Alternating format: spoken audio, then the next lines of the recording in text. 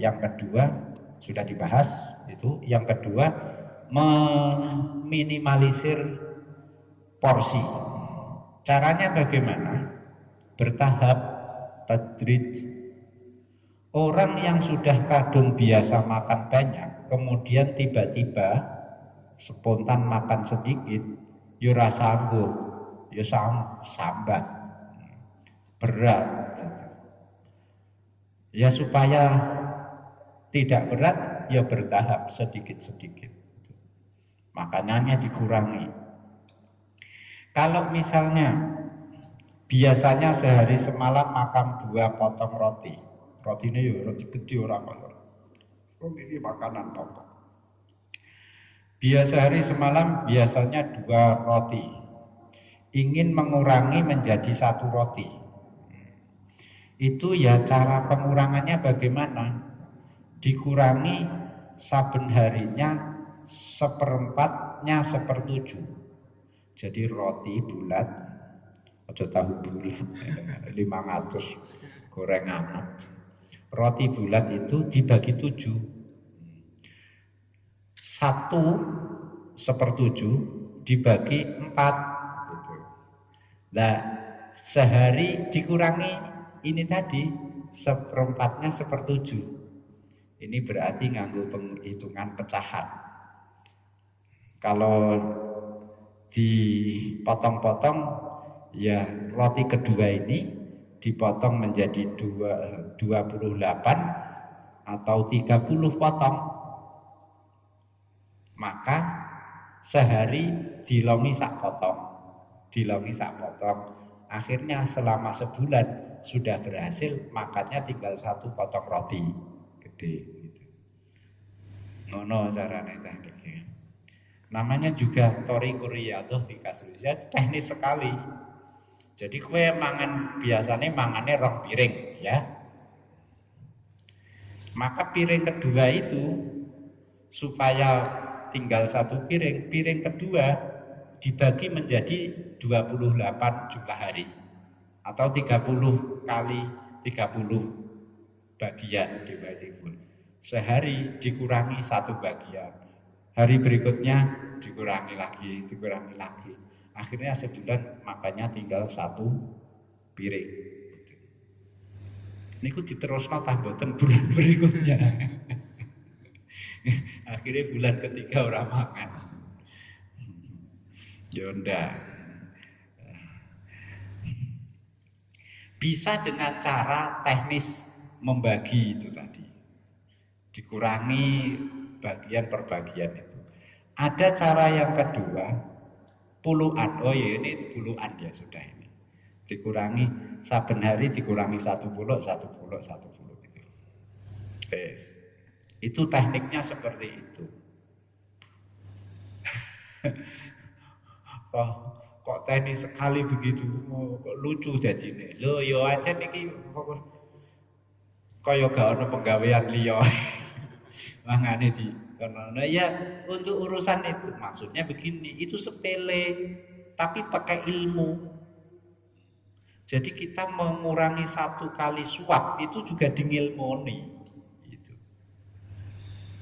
Jadi dia seluruh kehidupan kita itu sak obahe, sak menenge, sak ngomongnya, sak diamnya kita itu pakai ilmu semua. Jadi ibadah kabeh. Nah, sekarang level.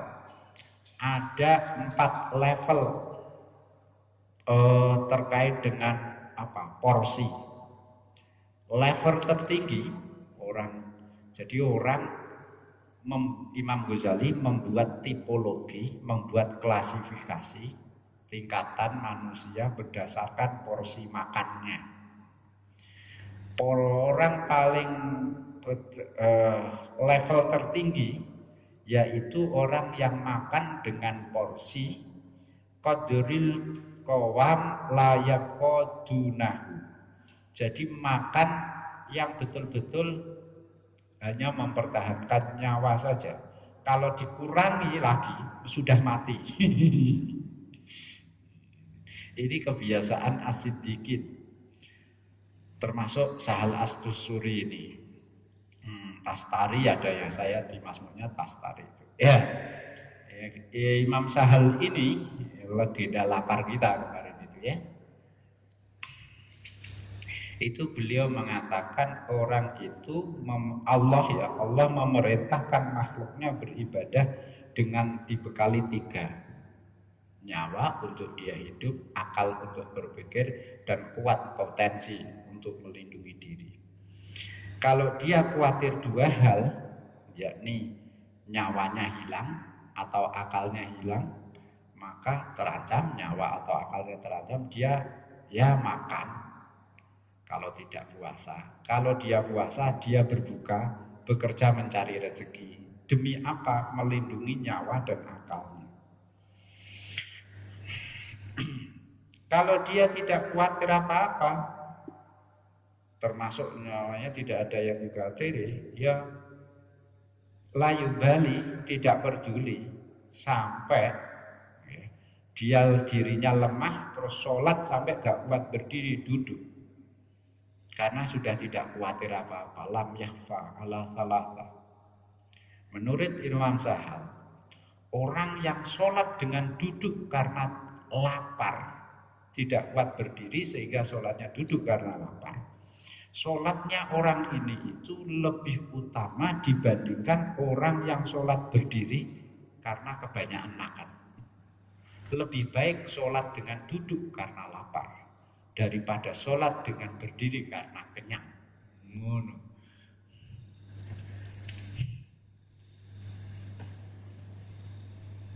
Ini melawan syariat. Ono linggih kok luwih utama. Ora, karena dibalik ini wong sejak dulu sudah dibahas kok. Yang zohir-zohir seperti ini itu dibalik ini itu ada apa? Jadi Imam Ghazali itu mau mengajar kita untuk memahami fakta dibalik realita. Wih, apa itu? Jadi kenyataan sepertinya duduk, tapi dia ini lebih mulia daripada sholat berdiri. Karena kenapa duduknya ini ternyata di balik duduknya ini ada perjuangan yang berat, yang serius supaya lapar. Jadi kita akan mudah menghargai kalau kita selalu melihat fakta di balik realita. Pertama beliau ketika ditanya pengalaman pribadi, berarti testimoni ya. Beliau makannya bagaimana? Saya itu makannya setahun 3 dirham. Ya. 1 dirham itu saya beri apa ya? Dabas itu apalah. Urung ketemu aja. Bahan makanan, terus bahan makanan tertentu, yang kedua diberikan tepung, yang ketiga diberikan minyak samin. Tepung, samin, apa kira-kira ini? Campurannya supaya jadi roti lah. Tepung, minyak samin, apa gula, apa gitu ya. Gula misalnya. Terus ketiga unsur ini terus dicampur, terus dibagi 360 gelintir, terus digelintiri sisi-sisi 300. Nah terus sedina ini makan segelintir sesuai dengan jumlah hari dalam setahun, tahun Hijriah ini. Jadi cara mono kalau kita terapkan dengan makanan pokok kita beli beras terus apa beli beras lawah sing bisa tahan setahun apa? Iwak gereh, ikan asin. Beli gereh, beli ikan asin, beli minyak goreng. Yes. Terus 3 ini, wah ini dicampur deh. Ini gak dicampur lah. Masing-masing ini beras seharga 1 dirham, gereh seharga 1 dirham, sanu seharga 1 dirham, terus dibagi 3 ini dicampur dibagi 360 bagian. Seharinya 1. Nah iki biyen digelintiri roti. Nah, jenengan lah dahare kapan? Apa sehari sekali? Sehari satu gelintir. Ternyata tidak. Biwiri hatin wala tauqitin. Ora tak batesi. Pokoknya setahun entek. Kok dino iki tak pangan loro, ya sesuk gak mangan. Jenenge jamak takdim. Jadi setahun itu hanya sehari satu gelintir. Para rohib, para pendeta, maksudnya orang-orang suci, orang-orang rohaniawan di agama langit, di ahli kitab itu begitu. 1 dirham ila miqdari dirhamin minat to'ami. Yes, itu ini level tertinggi loh ya ini ya. Jadi jangan diperagakan kecuali oleh profesional. Kowe tuku tenan tuku beras gereh terus minyak iku mau bagi 300 ora tutuk sesasi mati. Lah mati musim seperti ini. Gue sing mula sora nganggo alat pelindung diri. Jebule matine krana kurang gizi buruk. Itu level tertinggi. Ad